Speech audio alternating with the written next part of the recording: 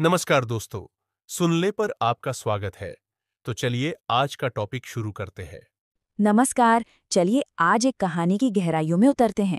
ये सिर्फ एक सफर की दास्तान नहीं है, बल्कि ये एक आईने की तरह है। एक ऐसा आईना जिसमें हम सब अपनी मंजिल, अपने मकसद की तलाश का अक्स देख सकते हैं।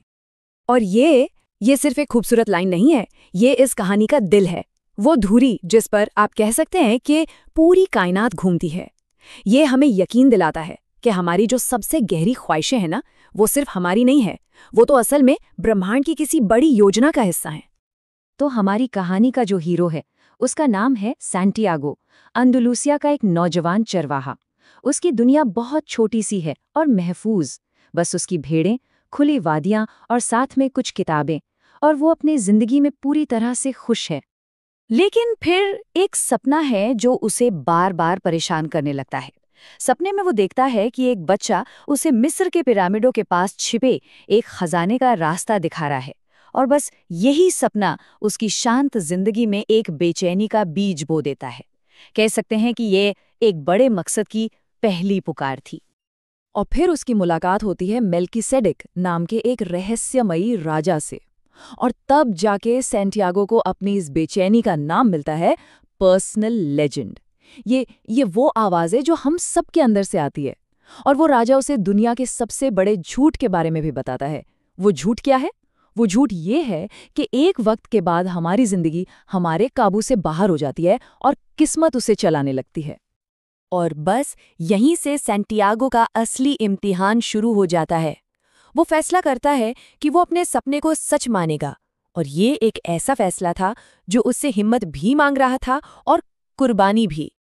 तो वो अपने सपने की कीमत चुकाने के लिए पहला कदम उठाता है। वो अपनी भेड़ों को, अपनी प्यारी भेड़ों को बेच देता है। मतलब अपनी पूरी दुनिया, अपनी पहचान, सब कुछ पीछे छोड़ देता है और निकल पड़ता है एक अनजान सफर पर, एक ऐसी दुनिया में जहां वो किसी को भी नहीं जानता। टैंगियर पहुंचते ही सफर का पहला और शायद सबसे क्रूर सबक उसका इंतजार कर रहा था। एक शख्स जो दोस्ती का दिखावा करता है, उसका भरोसा जीतता है और फिर उसका सारा पैसा लूट लेता है। एक ही पल में सैंटियागो बिल्कुल अकेला, बेसहारा और कंगाल हो जाता है। उसका सपना बस टूटने ही वाला था। और निराशा का यही वो पल था जो उसके किरदार की पहली असली परीक्षा थी। अब सवाल ये था, क्या वो हार मानकर वापस लौट जाए या फिर इस ठोकर को एक सीढ़ी बनाए और आगे बढ़े। वो हार नहीं मानता, नहीं। वो 1 साल तक एक क्रिस्टल की दुकान पर काम करता है। और ये साल सिर्फ पैसे कमाने का साल नहीं था, ये खुद को जानने का, खुद को तराशने का साल था। यहीं उसने सीखा कि मुश्किलें हमें तोड़ने के लिए नहीं, बल्कि हमें बेहतर बनाने के लिए आती हैं। उसने धैर्य सीखा, मेहनत सीखी और सबसे ज़रूरी, निराशा में उम्मीद देखने का हुनर सीखा। ये सिर्फ गुजारा करना नहीं था, ये एक आत्मखोज थी। वो जो क्रिस्टल व्यापारी था ना, वो उसे एक शब्द सिखाता है, मकतूब, जिसका मतलब है जो लिखा है वो होकर रहेगा। ये किस्मत पर भरोसा करने का एक सबक है। ये मानना कि जो कुछ भी हो रहा है वो एक बहुत बड़ी योजना का हिस्सा है, भले ही वो मैं इस वक्त समझ ना आ रहा हो। फिर रेगिस्तान के एक नखलिस्तान में उसकी मुलाकात होती है फातिमा से, और उससे प्यार हो जाता है। एक ऐसा प्यार जो शायद उसे रोक सकता था।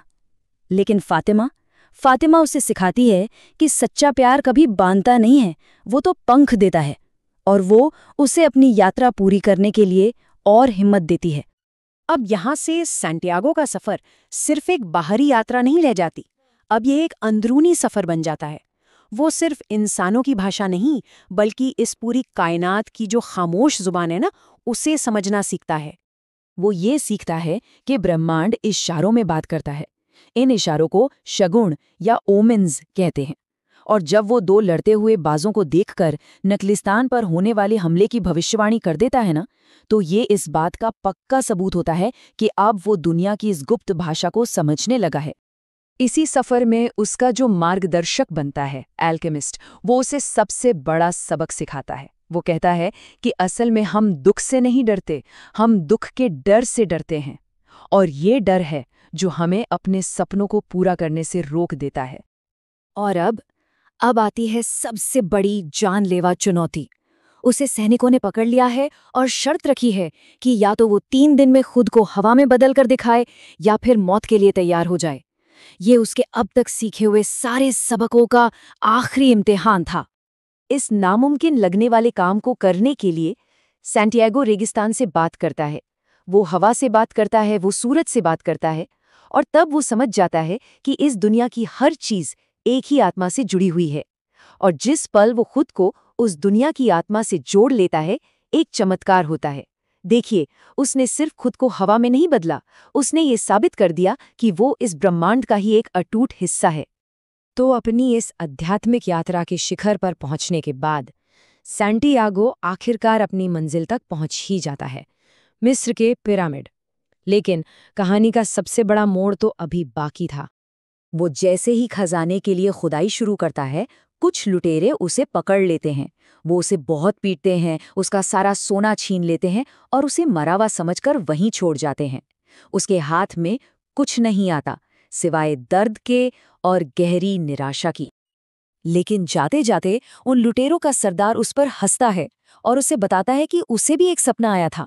एक सपना कि स्पेन में एक टूटे फूटे चर्च में एक गूलर के पेड़ के नीचे खजाना गड़ा है।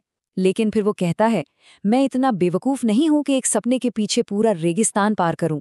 और ये कहते हुए वो अनजाने में सैंटियागो को आखिरी और सबसे बड़ा सुराग दे जाता है। और बस उसी पल सैंटियागो को सब कुछ साफ हो जाता है। उसे एहसास होता है कि कभी कभी किसी चीज को खोजने के लिए हमें पूरी दुनिया का चक्कर लगाना पड़ता है, जबकि वो चीज हमेशा से हमारे घर पर ही मौजूद होती है। खजाना पिरामिडों के पास था ही नहीं, वो तो वहीं था जहां से उसने ये पूरा सफर शुरू किया था। तो फिर असली खजाना क्या था? वो सोना नहीं था। असली खजाना तो वो पूरा सफर था, वो ज्ञान, वो हिम्मत, वो प्यार और वो समझ जो उसने रास्ते में हासिल की। असल में वही उसकी असली दौलत थी। इस यात्रा ने उसे उस इंसान में बदल दिया जो उस खजाने को पाने के काबिल था। तो इस पूरे सफर से हम क्या सीख सकते हैं? देखिए, 4 बहुत जरूरी बातें हैं। पहली, कि मंजिल से ज्यादा खूबसूरत खुद वो सफर होता है। दूसरी, अपने दिल की आवाज सुनना बहुत जरूरी है, क्योंकि रास्ता वही दिखाता है। तीसरी बात, ब्रह्मांड हमें जो इशारे देता है उन्हें समझना सीखें। और चौथी और सबसे जरूरी, हमारा सबसे बड़ा दुश्मन डर है, जो हमें कोई भी कदम उठाने से पहले ही रोक देता है। आखिर में ये कहानी हमें एक बहुत गहरे सवाल के साथ छोड़ जाती है। हम सब अपनी अपनी पर्सनल लेजेंड, अपनी कहानी की तलाश में हैं।